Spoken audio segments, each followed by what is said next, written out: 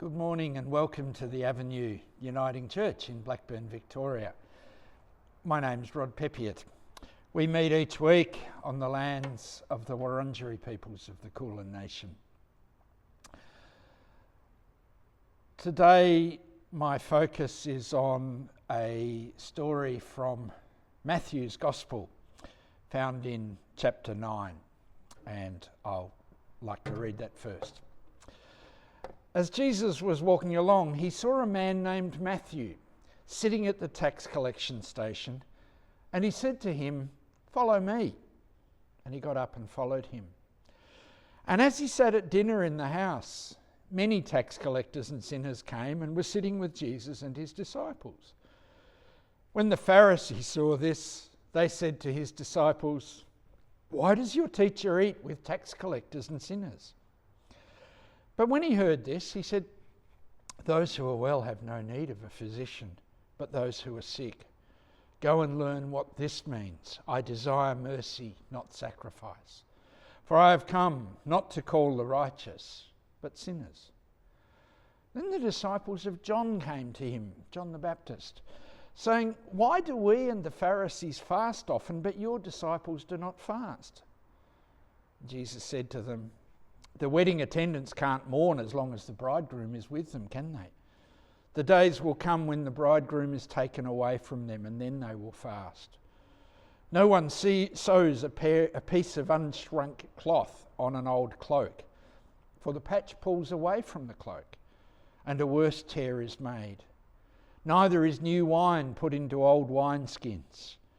Otherwise the skins burst, and the wine is spilled, and the skins are ruined. But new wine is put into fresh wineskins, and so both are preserved." And then a contemporary reading of grace, which impacted or influenced some of my thinking on this passage. It's from Amanda Eudes Kessler from her book Abundant Lives, and it's called Humility and Generosity of Spirit. Humility is crucial if we're to stop excluding individuals and groups from our moral communities. Believing that we are better than other people makes it easier for us to ignore their sacred worth and not to care whether they flourish or not. Believing that we are inferior to other people can make it harder for us to prioritise our own well-being, especially if we have personal histories of trauma or belong to socially devalued groups, or both. Humility can be a way of understanding ourselves in relation to other people, all inherently equal to another morally, all deserving of the opportunity to flourish, all part of a larger mystery in which we are all equally valued and valuable. As I said, that contemporary reading of grace has coloured some of what I say. And my thinking on the reading from John. Try again, Rod, from Matthew, sorry. And there's a lot going on in that gospel passage, isn't there? Jesus calls a tax collector to be one of his disciples, and we all know what people thought of them. And then he sits down and breaks bread with not only tax collectors, but sinners as well. I wonder how that was defined. And then the disciples of John the Baptist come to him and ask him why Jesus doesn't fast, why he and his disciples don't fast, unlike them who fast lots. And whether it's a question of curiosity, sort of, how come? Or one of accusation, how come? We don't quite know. But in each case, I suspect they were looking for a clear answer. Instead, Jesus serves up strange sayings about bridegrooms and fabric and wineskins.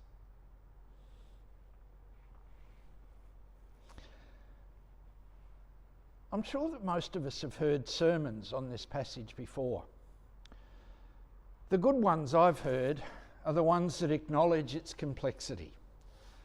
The best ones are the ones that have honoured the setting for this episode in Matthew's Gospel, asked what was going on around it, and then looked at some of the complexities. Whether this is a good sermon or not, I'll leave you to judge. This is a story which should stand beyond simplistic statements of meaning or ideas that can be used as proof of a particular point of view. And that means we need to look at the context.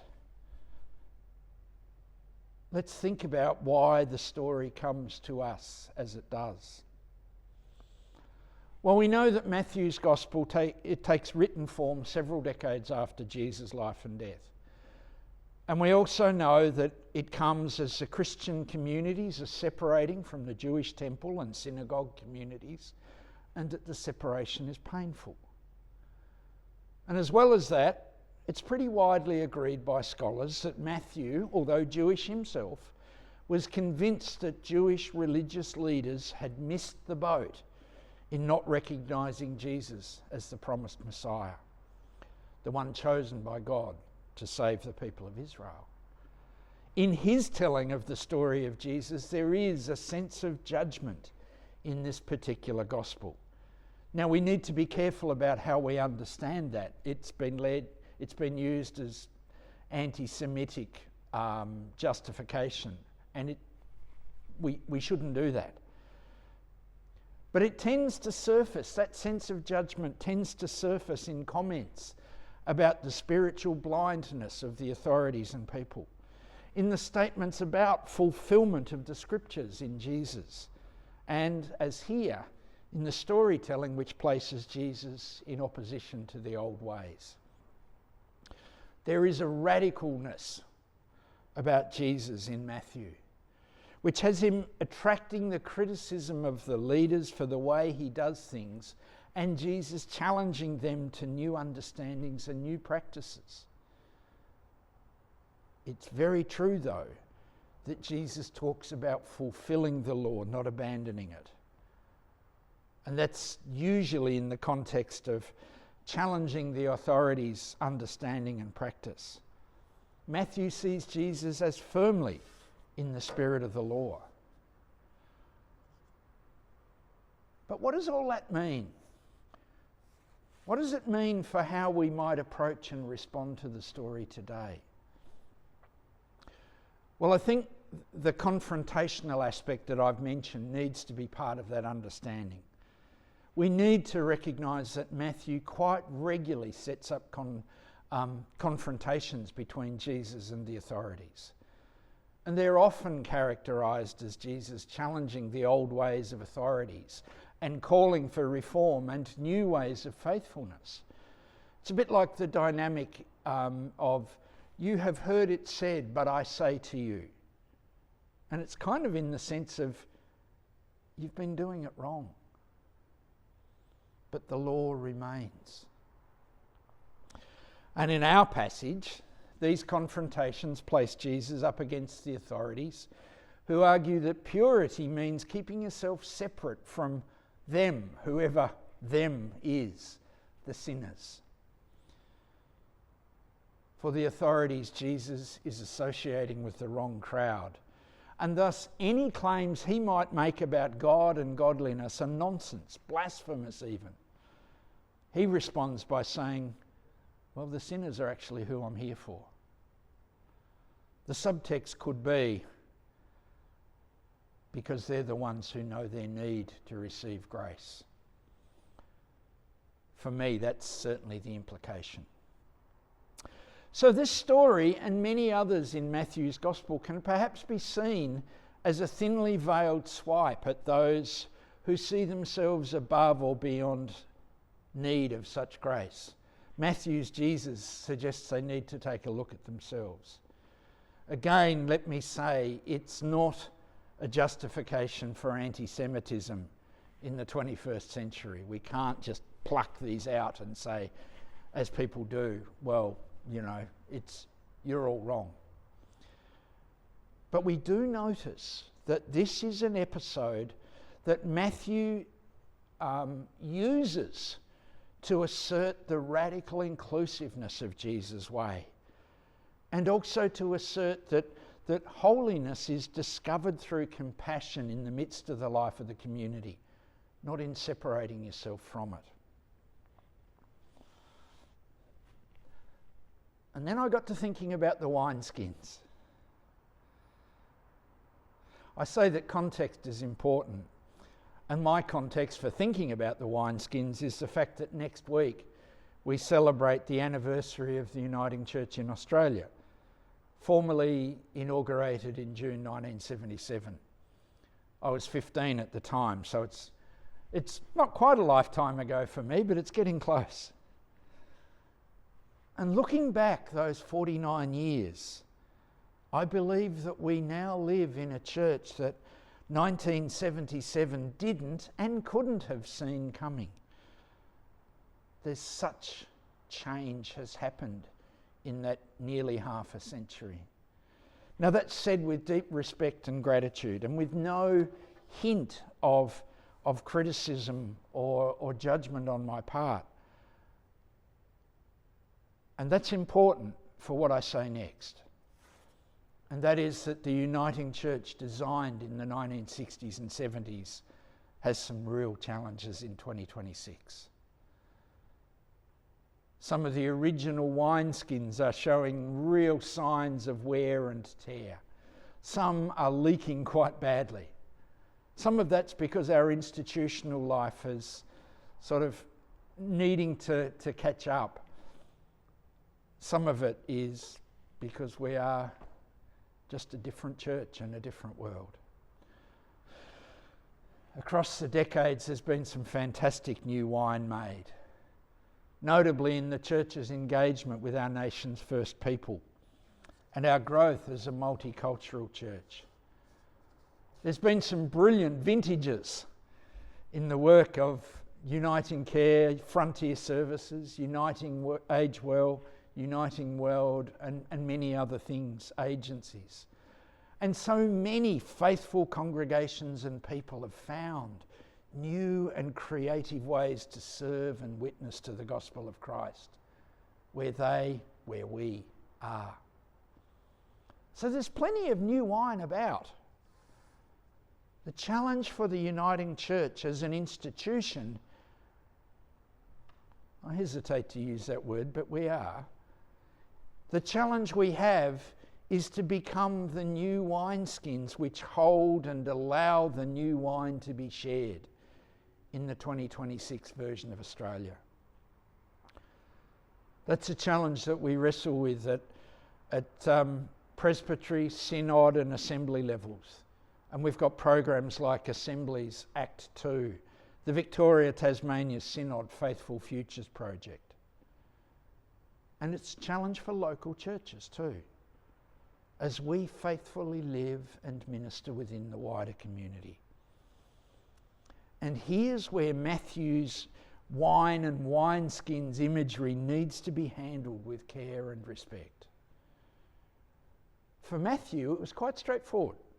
In his mind, the new in Jesus had superseded the old, so the old wineskins needed to go. That's not simply something we can cut and paste into our thought and practice as church today. Just as I think of that, cut and paste is much more an expression these days than it was then. We're not simply about throwing out everything that's old, whatever that means, and replacing it with new. Our community has traditions which are deeply worthy of respect and admiration and love. They have made us who we are today, and we don't simply throw them in the bin. We hold them carefully, and we build on them, as those who've gone before us built on them in their day. Personally, I get really angry with the people in the wider church who say we need to close down congregations of older people in order to make way for new things, or in order to, take those resources from there to there, as if older churches are standing in the way of progress. I get especially angry when people cut and paste Bible stories like this one to prove their point. For me, that's not only rude and disrespectful, but short-sighted, as if older congregations have no more contribution to make. As I said, I also believe it's a misreading of Matthew's Gospel. And it's a misreading of winemaking too, just quietly. I have had many fabulous old reds in my time. So let me say it clear. I am convinced that this church has a place in the way of the holy vine grower. That's a deep truth for me. I'm not saying we can simply stay the same as we are. We look around us and know that's not going to happen. But we also look and know that we have changed. We're different here at the Avenue from what we were when I arrived 6 years ago, let alone in 1977. And I'm sure there are further changes in front of us.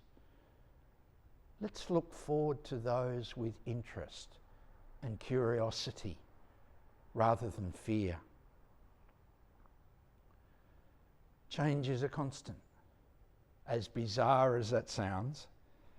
And I think the technical term for when we stop changing is death. But I believe also that we are also always capable of dreaming about new wine, about planning for new vintages that we or others might enjoy. And let's remember too, that while we're always invited to work towards it, the harvest isn't just ours. There's a much bigger spirit at work. Cheers. Blessings.